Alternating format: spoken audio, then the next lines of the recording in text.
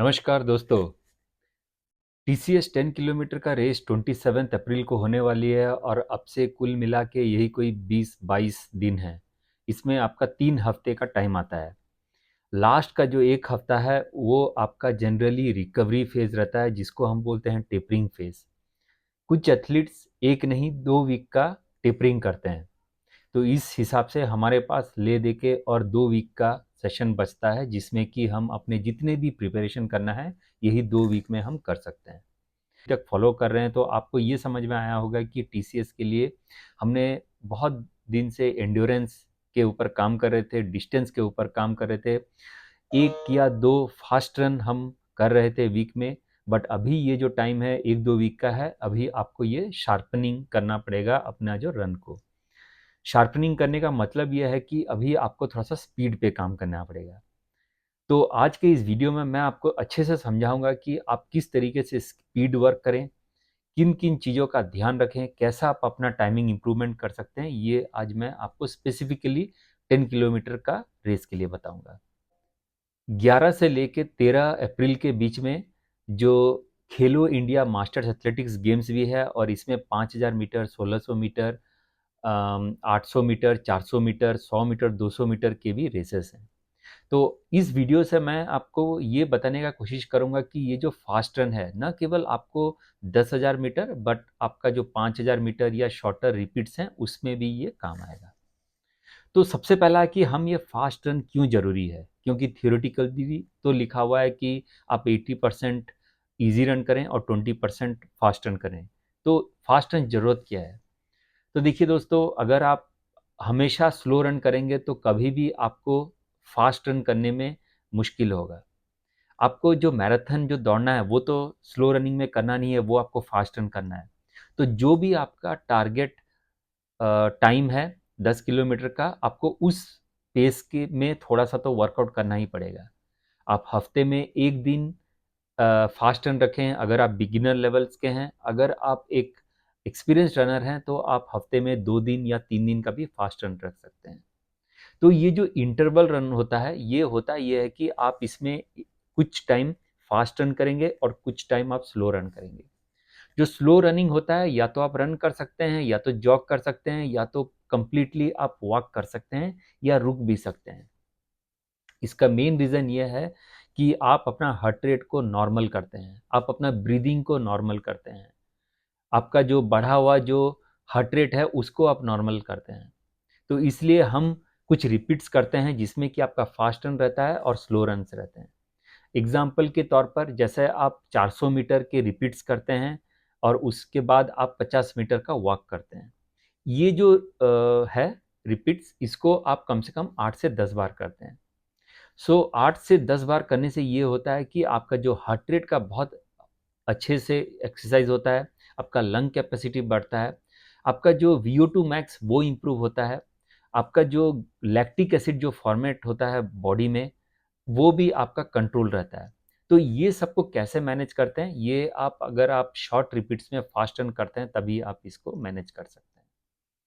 आपको कुछ चीज़ों का ध्यान रखना पड़ेगा। सबसे पहला है कि फास्ट रन आप हफ्ते में 1 या 2 बार ही करें, उससे ज़्यादा ना करें। दूसरा ये कि आप हमेशा ये जो रन्स हैं या तो स्टेडियम का ट्रैक पे करें, या तो आप इसको जो ग्राउंड है वहीं पर करें। इसको आप रोड पे अवॉइड करें, क्योंकि रोड पे अगर आपका जूता अच्छा नहीं है तो आपको उसमें इंजरी होने के बहुत चांसेस हैं। ये जो इंजरी है न केवल आपके पैरों में, बट आपके एंकल, नी, ये जितने भी जॉइंट्स हैं इसमें भी होने की संभावना है। तो सबसे अच्छा रिजल्ट के लिए आप इसको स्टेडियम का ट्रैक पे करें, या तो अपने जो घास के ऊपर करें, या तो जो नॉर्मल जो गांव का रूट है उसी पे भी कर सकते हैं। फास्ट रन करने से पहले आप क्या करें, कम से कम 2-3 किलोमीटर का वार्म अप करें, और उसके बाद 2-3 मिनट रुकें, उसमें आप पानी वगैरह लें, और फिर जाके ये रिपीट्स करें। ये रिपीट्स होने के बाद आप कूल डाउन करें। कूल डाउन में आप अपना जूता उतार सकते हैं, खाली पैर चल चल सकते हैं, या तो आप जस्ट घास पे बहुत इजी पेस में 1 किलोमीटर या 1.5 किलोमीटर कर सकते हैं। अगर आपको लगता है कि ये स्लो पेस कूल डाउन करने से आपका रिकवरी नहीं होता है और जस्ट आपको रुक के थोड़ा सा चलने से होता है, तो आप वो रुक के चल के भी कर सकते हैं।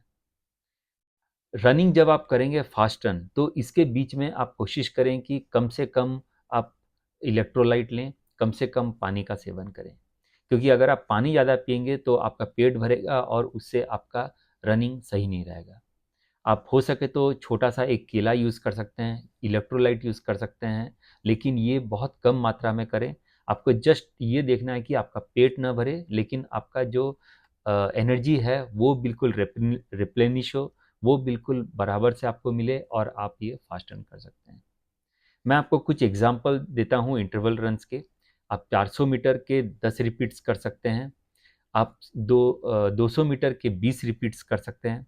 आप 800 मीटर के यही कोई 5 या 6 रिपीट्स कर सकते हैं और इवन 1 किलोमीटर 2 किलोमीटर का रिपीट्स कर सकते हैं। अगर आप ये 10 किलोमीटर का टीसीएस का प्रिपरेशन कर रहे हैं दोस्तों, तो आप कोशिश करें कि इतना रिपीट्स करें कि कम से कम आपका 8 से 9 किलोमीटर 7 किलोमीटर का प्रिपरेशन हो जाए। इसका मतलब ये है कि अगर आप 400 मीटर करते हैं तो कुल मिला के आप 15 से 20 रिपीट्स लगाएं।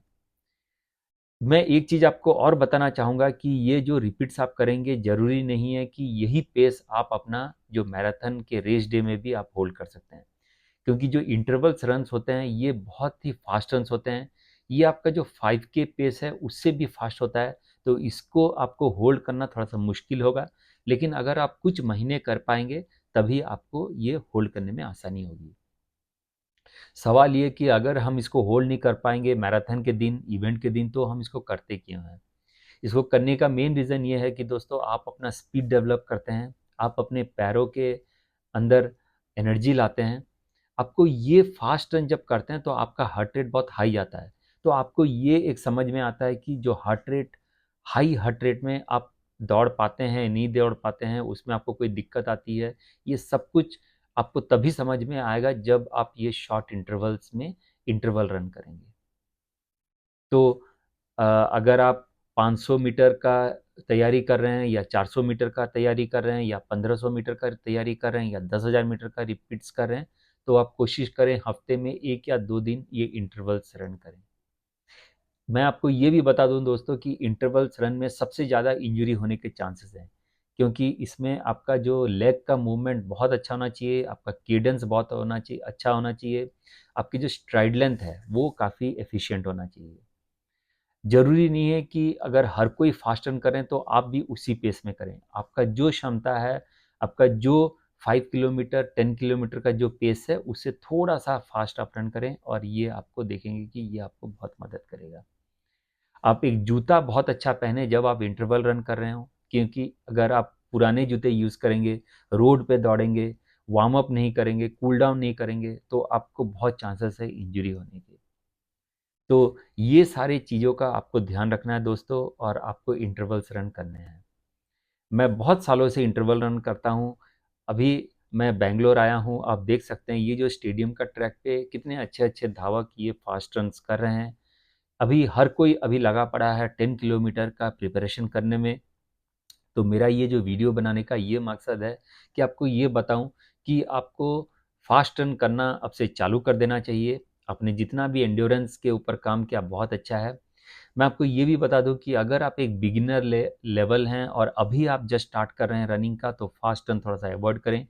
क्योंकि फास्ट रन करने से पहले आपका पैर खुलना चाहिए, आपका बॉडी में थोड़ा सा एंड्योरेंस होना चाहिए। आप एक मिनिमम वीकली माइलेज जब आप करते हैं तो आपका एंड्योरेंस भी बढ़ता है। तब आप उसके ऊपर जब फास्ट रन करते हैं तो आपको ये बहुत हेल्प करता है। आप हमेशा याद रखें दोस्तों कि कभी भी आप फास्ट रन ना करें, आप पहले अपना एंड्योरेंस के ऊपर काम करें, एंड्योरेंस बढ़ाएं और तब जाके आप अपना फास्ट रन करें। मैं उम्मीद करता हूं दोस्तों कि आज के इस वीडियो से आपको बहुत अच्छी तरीके से समझ में आया होगा इंटरवल्स रन्स के बारे में। मैं उम्मीद करता हूं कि आप अपना जो टीसीएस 10 किलोमीटर और ये जो खेलो इंडिया मास्टर्स का जो इवेंट है, इसमें बहुत अच्छा आप टाइमिंग लाएंगे ये करके। और और मेरे से अगर आप ट्रेनिंग लेना चाहते हैं तो ये मेरा व्हाट्सअप का नंबर है, एक मिनिमम शुल्क होगा।